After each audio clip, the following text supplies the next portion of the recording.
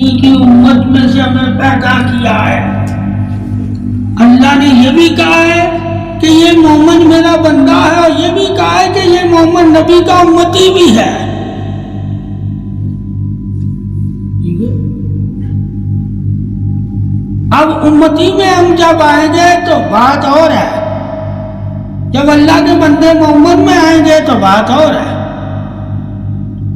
ایک نبی کی اتباع لازم ہے جب امتی ہیں ہم۔ جب صرف ہم توحید کی بات کریں گے تو اللہ کی اتباع لازم ہے۔ تو لوگ اس طرح پھر علیحدہ علیحدہ بیان کرتے ہیں۔ جب وہ بیان علیحدہ کریں گے تو لوگوں کے ذہن میں علیحدہ شکلیں بن جاتی ہیں دین کی۔ کیا دین ایک ہی ہے، مگر اس کے مثالوں دینے کے طریقے علیحدہ ہوتے ہیں، تو لوگ وہ مثالوں کو اپنے ذہن میں رکھ لیتے ہیں،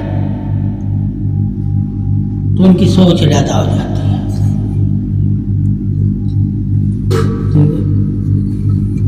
اس بنا پر پھر صفحے بنتی ہیں۔ کیا بنتی ہیں؟ توحید کی بنا پہ صفحے نہیں ہے، سوچوں کی بنا پر۔ جو علم سے تم نے درجے پائے، اس درجے کے حساب سے جب تم سوچنے لگ جاتے ہو تو تم صفحے بنانے میں تم سر فہرست ہو جاؤ گے، کہ تمہاری سوچ نے تجھے چھوٹے والی سوچ سے اوپر کر دی، اس لیے ان میں تم بیٹھنا پسند نہیں کرو گے۔ ٹھیک ہے، سمجھ؟ اور جب بات آئے گی اللہ کی تو تمہارے سامنے سارے برابر ہو جائیں گے، اور جب بات آئے گی بانٹنے کی تو تم ایک دوسرے کے ساتھ بانٹنے میں برابر نہیں ہو۔ تو صفحے بانٹنا ہوتا ہے، فلاں کو آگے کرو پیچھے کرو، بانٹنا ہوتا ہے۔ اس لیے اللہ تعالیٰ نے سب نبیوں کی امت کو ایک ساتھ جنت نہیں دی، مگر دی ہے سب کو جنت۔ یہ جنت میں سب کو ایک ساتھ جانے کا حکم کیوں نہیں دیا؟ پہلے فلاں جائیں، پھر فلاں جائیں، پھر فلاں جائیں۔ ٹھیک ہے، درجہ بدرجہ ہے۔ کیا ہے؟ درجہ بدرجہ۔ یہ انسان کے لیے درجہ، اللہ کے لیے کوئی درجہ نہیں ہے۔ ٹھیک ہے، جب ہم انسانوں کو دیکھیں گے، انبیاء کو دیکھیں گے، اللہ نے انبیاء کرام کو بھی درجے دیے۔ کیا دیے؟ ایک جیسا کہہ سکتا تھا، سب ایک ہے، میں کسی کو کوئی درجے فضیلت نہیں دیتا۔ کیا نہیں دیتا؟ ٹھیک ہے، تو اس نے انبیاء کو فضیلت دی تاکہ کوئی مومن مسلمان جو انبیاء کے علم سے واقف ہو وہ درجہ بندی کا قائل ہو، درجے کا انکاری نہ ہو۔ اس لیے انبیاء کرام نے ایک دوسرے کے جب درجے دیکھے تو انہوں نے سرخم کیے۔ کیوں کیے؟ کیونکہ انہیں پتا ہے کہ ابلیس اسی وجہ سے ردا گیا تھا، اس نے درجہ کا انکار کر دیا تھا، علم کی وجہ سے نہیں ردا گیا۔ ٹھیک ہے، یہ ذہن میں رکھنا۔ ٹھیک ہے، فضیلت کی وجہ سے ردا گیا۔ کیا؟ ٹھیک ہے، کہ مجھ سے زیادہ اس کو کیوں تعریف دی گئی ہے، جبکہ میں نے روئے زمین کے چپے چپے میں سجدہ کیا تھا۔ ٹھیک ہے، تو درجہ ہوا۔ کیا ہوا؟ درجہ۔ اس نے آدم کی فضیلت کے درجے کا انکار کیا۔ کیا کیا؟ آدم کے بننے کا انکار نہیں کر رہا وہ۔ کیا؟ اس کی پیدائش کا، اس کے بننے کا انکار نہیں کر رہا۔ اسی طرح ہم محمد کے ایمان کا انکار نہیں کرتے۔ کیا نہیں کرتے؟ ہر کلمہ کو محمد کہتے ہیں۔ کیا کہتے ہیں؟ مگر درجوں کا انکار کر دیتے ہیں۔ کیا کر دیتے ہیں؟ تو حسد درجے کی وجہ سے تھا۔ کیا تھا؟ کہ مجھ سے اسے افضل کیوں کہا ہے۔ ٹھیک ہے، تو حسد کس وجہ سے ہوا؟ درجے کی وجہ، کہ مجھ سے بڑھ کر عزت کیوں دی گئی، اس کی قدر کیوں نہیں؟ اگر وہ اپنی پیدائش سے واقف ہوتا اور آدم کی پیدائش سے واقف ہوتا، ٹھیک ہے، وہ صرف آدم کے تخم یعنی کہ مٹی سے واقف تھا، ٹھیک ہے، مٹی اللہ نے اور آگ دونوں میں فرق رکھنا۔ آگ کو اس نے دھویا نہیں ہے، کیا نہیں ہے، وہ چاہے دھلی ہوئی بھی ہے، اس آگ کا تعلق اس نے جہنم سے رکھا ہے۔ کس سے رکھا؟ جہنم سے رکھا۔ اب اس کا پیدائشی تعلق جہنم سے ہے، ٹھیک ہے، یہ ذہن میں رکھنا۔ ہمارا پیدائشی تعلق جنت سے ہے کہ ہمیں اللہ نے زمین پر آدم کو پیدا نہیں کیا، آسمان جنت میں جا کر پیدا کیا ہے۔ ایک کی پیدائش زمین پر ہے، ایک کی عرش پر ہے، یعنی کہ اللہ تعالیٰ نے آدم کو اگر مٹی سے بنایا تو زمین پر نہیں بنایا، جنت میں بنایا، عرش پر، ٹھیک ہے، اپنے نور کے سائے میں بنایا، اور ایک کو نور کے سائے میں نہیں بنایا،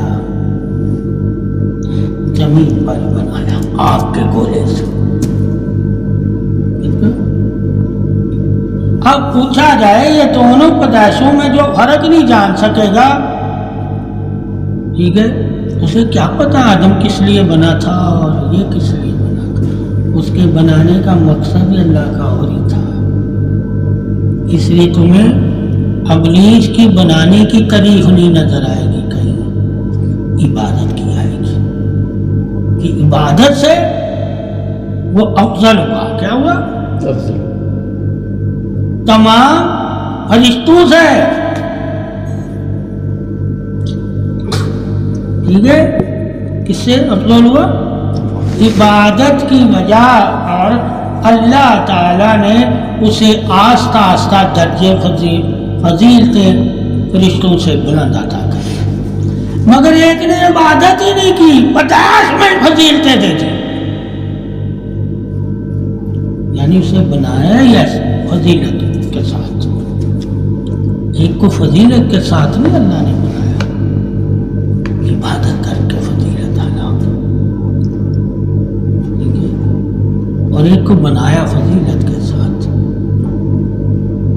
ٹھیک ہے، اپنے اسموں سے اس کی مٹی کو دھویا۔ کیا دھویا؟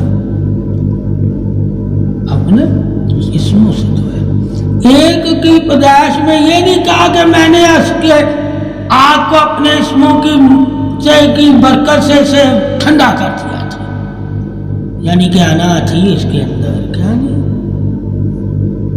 ٹھیک ہے، اور انا کا مقصد کیا تھا وہ خود دین میں معلوم، کہ وہ ایک مخلوق سے دوسری مخلوق میں غالب ہونے کے لیے اللہ کو اسی مدد مانگتا تھا، بھائی اللہ میں نے تیری عبادت کی، مجھے ان پہ غالب کر دے، طاقت کے لیے۔ کیا ہے اس کا اصل میں طاقت اس کے لیے گلے کا تاپ بن گئی۔ یہاں سے یہ وہ پہلا منافق ہے، یہ پہلا منافق کہ اللہ کو مانتا بھی ہے، اللہ کو جانتا بھی ہے، ٹھیک ہے، مگر جس سے اللہ محبت کرتا ہے اس سے بغض رکھتا ہے، ٹھیک ہے، سمجھ گئے؟ جیسے نبی کو صحابہ جانتے بھی ہیں، مانتے بھی ہیں، مگر علی سے بغض رکھتے ہیں تو منافق ہو گئے۔ اسی طرح ابلیس بھی اللہ کو جانتا بھی ہے، مانتا ہی بھی ہے، اللہ کا کبھی منکر نہیں ہوا، مگر جس سے اللہ نے محبت کی آدم، اس کو کہنا یہ میری تو نہیں ہے، میرے سے کم ہے. تو ثابت ہوا کہ جو انسان اپنے درجوں کو پہچانے ہی نہ وہ دوسرے کے درجے کو اہمیت نہیں دے گا. اگر ابلیس اپنے درجوں کی حفاظت کرتا کہ اللہ نے مجھے دیے ہیں تو اللہ قادر ہے، بے نیاز ہے، وہ جس کو چاہے دے. اگر آدم علیہ السلام کو وہ دے رہا ہے تو وہ رب مجھے بھی دے رہا ہے نا. اسی لیے کہتے ہیں حاسدی. کیا ہے؟ کیا کہتے ہیں؟ کہ آدم سے حسد کرنے لگ گیا تھا. کیا ہے؟ حسد کرنے لگ گیا تھا. تو حسدی کیا کرتا ہے؟ دوسروں کو اکساتا ہے. کیا؟ اب جتنی بھی برائیاں ہیں وہ ساری اس کے پلے میں پڑ گئی. حسد، کینہ، بغض، لالچ، انا، یہ سارے اسے مرض لاحق ہو گئے تھے. انہی مرضوں کے بارے میں حدیثوں میں ہے کہ اگر تم میں بھی پائے جائیں تو مسلمان نہیں ہو، تم اللہ کو جانتے بھی ہو، مانتے بھی ہو، مگر اللہ تمہاری طرف نہیں دیکھے گا. جس طرح ابلیس اللہ کو جانتا بھی ہے، مانتا بھی ہے، مگر اللہ اب ابلیس کی طرف نہیں دیکھتا. منہ پھیر لیا، اپنی بارگاہ سے نکال دیا. تو یہ آسمان میں اللہ نے ابلیس کو نکالا اور زمین پر اپنی بارگاہ سے انبیاء نے نکالا جو شیطان کے دوست اور پیروکار ہوئے، جن کے دلوں میں وہ چیزیں پیدا ہوئی جو شیطان میں پیدا تھی. حسد، انا، دوسرے کی درجے کی تعریف نہ کرنا، اپنے آپ کو فضیلت راضی. جن کے دلوں میں یہ چیزیں پیدا ہو جاتی ہیں یہ پیدائش شیطان کی پیدائش. اس لیے کہا وہ مومن ہی نہیں ہو سکتا جس کے دل میں بغض ہو، حسد ہو، بخل ہو، غیبت ہو. غیبت کیا ہے؟ سب سے پہلے آدم علیہ السلام کے بارے میں غیبت ہی کی گئی تھی آسمان میں. کیا کی تھی؟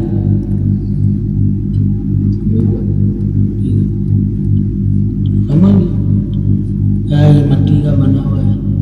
غیبت میں تعریف نہیں ہوتی. کیا نہیں ہوتی؟ اس کی کیا بتائی جاتی ہے؟ غیبت میں اس کی کمیاں، خامیاں بتائی جاتی ہیں. کیا بتائی جاتی ہے؟ خامیاں. تو انہیں خامیاں ہی نظر آئی کیا آدم میں؟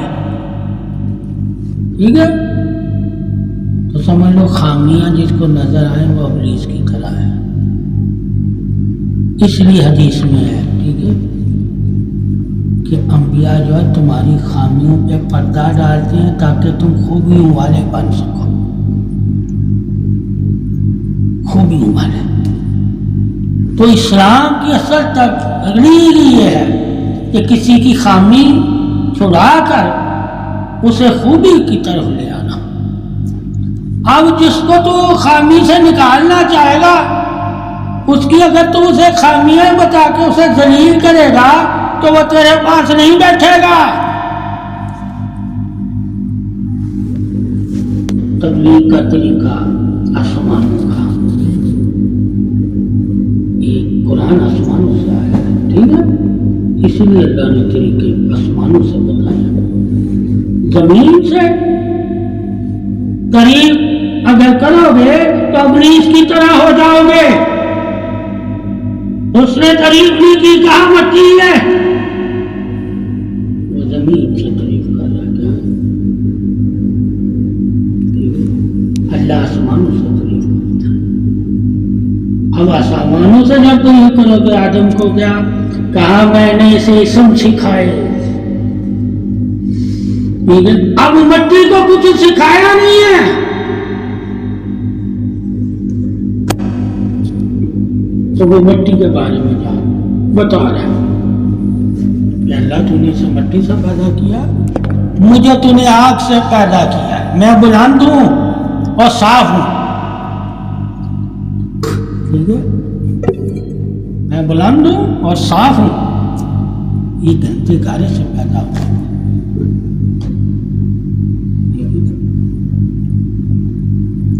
تو اگر آج بھی تو آدم کی اولاد کی پیدائش پہ اگر نظر رکھے گا تو تعریف نہیں کر سکے گا. کیا نہیں کر سکے گا؟ آج وہ گندے پانی سے پیدا ہو رہا ہے, گندے گارے سے پیدا ہو رہا ہے. ٹھیک ہے, مگر اللہ نے پیدا کر کے جو خوبیاں آدم علیہ السلام کی اولاد کو عطا کی, جب تو اللہ کی ان خوبیوں کو دیکھو گے, یعنی کہ اس نے اچھے طریقے سے یار اولاد کو پایا, احسن طریقے سے, وہ جب طریقہ تم اپناؤ گے تو تم اللہ کی بھی اور آدم کی اولاد کی بھی تعریف کرو گے. تو اگر اس کے مادے پہ ہی رہو گے تو بدبودار سے پیدا ہوگا, گندے گارے سے, ٹھیک ہے, تو ہدایت نہیں پاؤ گے. کیا نہیں پاؤ گے؟ اس لیے اللہ نے کہا پیدائشوں پہ نظر رکھو, پیدائشوں پہ. یہ نہیں کہا کہیں بھی اللہ نے کہ جس مادے سے پیدا ہوتا ہے اس پہ نظر رکھو. ٹھیک ہے, کب نظر رکھو؟ جب مادہ لوتھڑا بنتا ہے. کیا بنتا ہے؟ پیدائش کا سلسلہ تب شروع ہوتا ہے. کیا؟ جراثیم تو بدبودار ہے, جب وہ لوتھڑا بنتا ہے تو خوشبودار ہو جاتا ہے. پھر وہ اس کی بناوٹ اللہ نے ظاہر کی کہ میں نے اسے سب سے پہلے کیا بنایا ہے, اسے لوتھڑا بنایا, میں نے بنایا. اور تم نے کیا آپس میں مل کر کیا؟ کہا مادہ جراثیم کے. اب جراثیم تمہارے ہیں, لوتھڑا اللہ بنا رہا ہے. یہاں سے تعریف ہوئی آدم کی اولاد کی. ایک کا سسٹم تم نے رکھا. کیا رکھا؟ وہ دونوں عورت اور مرد دونوں کا سسٹم گندا ہے. کہا پھر میں فرشتوں کو کہا اب اسے لوتھڑے میں تبدیل کرو, اس کو ہڈیاں دو. اب تو دیکھ اللہ تعالیٰ کی قدرت کو کہ وہ کیا بنا رہا ہے. اس کو کہا اللہ نے میں نے احسن طریقے سے تمہیں پیدا کیا ہے تاکہ ساری زندگی کے لیے ابلیس کو جاننے والے جب آدم کی پیدائش, آدم کی اولاد کی پیدائش اور آدم کو زندہ کرنا, مٹی سے روح دے کر وہ جان جائیں گے کہ روح کی وجہ سے اللہ تعالیٰ نے آدم کے بت کو عزت عطا فرما دی. ورنہ بت مٹی ہی تھا, جب تک وہ مٹی رہا کوئی فرشتہ کوئی نہیں جانتا تھا کہ عزت والا ہے. جب اللہ نے اپنی روح اور اسم عطا کر دیے تو سب جان گئے یہ عزت والا ہے. مگر آدم نہ, ابلیس نہ جان سکا, وہ اس کی مٹی سے ہی لگا رہا. کیا لگا رہا؟ وہ اللہ کے اسموں اور اللہ کے نور سے واقف نہ ہوا جو اللہ نے اپنے امر کا نور آدم کو عطا کر دیا. یعنی امر ربی روح دے دی. جب روح دی تو آدم تعریف والا ہو گیا. کیا ہو گیا؟ اور جب تک وہ مٹی کا بت تھا تو کوئی اس کی تعریف نہیں تھی, مٹی میں شمار تھا. اسی وجہ سے جب روح نکل جاتی ہے پھر لوگوں کی نظر میں حقیر ہو جاتا ہے. کیوں؟ بدبو مارنے لگ جائے گا. کیا مارنے لگ جائے گا؟ تو تجھے نصیحت ہے کہ میرے عمل سے تیری زندگی ہے. اگر میرا عمل تیری مٹی میں شامل نہ ہوتا تو کبھی بھی عزت والا نہ ہوتا. پھر کہا اللہ تعالیٰ نے ٹھیک ہے کہ امر کی اطاعت کرنا. امر کیا ہے؟ جو تمہیں ہمیشہ حق کی طرف بلاتا ہے. ہمیشہ کیسے بلاتا ہے؟ کہا وہ تیرے دلوں میں ہے, وہ آواز دیتا ہے تجھے جب برائی اچھائی جو بھی کرتے ہو تو اس سے تمہیں پتہ چلتا ہے کہ تیرا اندر مطمئن ہے یا نہیں. وہ امر کی آواز ہوتی ہے. ایک ہے رسول کی آواز، ایک ہے قرآن خدا کی آواز۔ اگر دونوں آوازیں تو نہیں سن پاتا تو کم سے کم اپنے اندر امر کی آواز کو سن لینا۔ وہ نہیں چاہتا امر کہ تو برائی کرے، کیونکہ برائی کرنے سے اسے تکلیف ہوتی ہے۔ کیا ہوتی ہے؟ اب ہم نے امر کے بارے میں بھی جاننا ہے کہ امر اندر سے ہمیں کیا کیا آگاہی دیتا ہے، اور نفس کے بارے میں بھی جاننا ہے۔ اندر امر اور نفس کی لڑائی ہے، کیا ہے؟ امر اور نفس۔ نفس چاہتا ہے میں امر پہ غالب ہو جاؤں، امر چاہتا ہے کہ میں نفس پہ غالب رہوں۔ یہ اندر کی لڑائی جو اچھائی اور برائی کی ہے، اس کو بھی جاننا۔ یہ جو اندر کی لڑائی ہے نا، یہ پھر لوگ صوفیاء کرام اولیاء کرام کی حکمتوں سے جانتے ہیں، اور جو اتباع ہے یعنی اللہ رسول کی، وہ علموں سے بتائی جاتی ہے۔